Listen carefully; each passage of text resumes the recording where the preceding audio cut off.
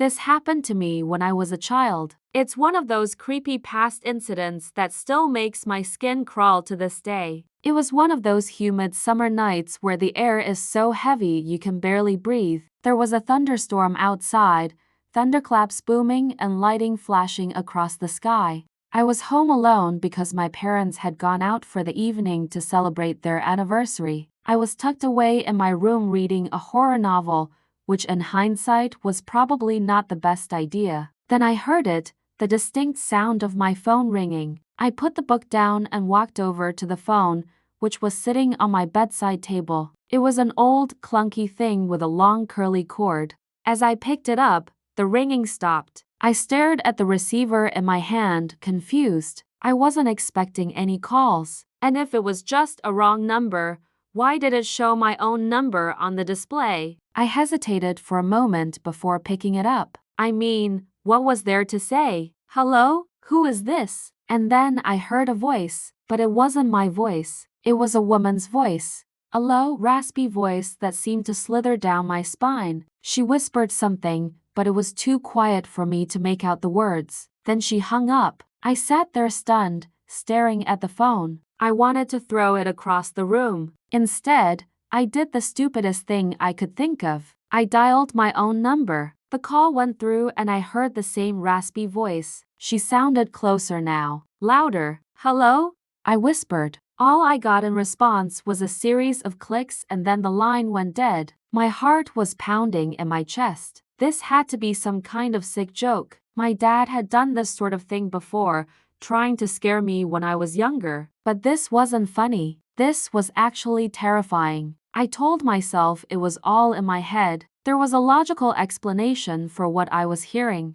Just my imagination playing tricks on me because of that awful horror novel I was reading. I tried to shake off the fear, tried to go back to my book, but I couldn't focus. I kept listening for any noise, any whisper, any sign that the call might come again. And then it did. The phone rang again. I jumped, knocking the book off my bed. I stared at the phone, paralyzed with fear. It seemed to glow an eerie red in the dark room. I didn't pick up the receiver. Instead, I backed away, tripped over my blanket and fell onto the floor. The calling stopped. I lay there frozen, listening. When I didn't hear anything, I slowly got to my feet and cautiously approached the phone.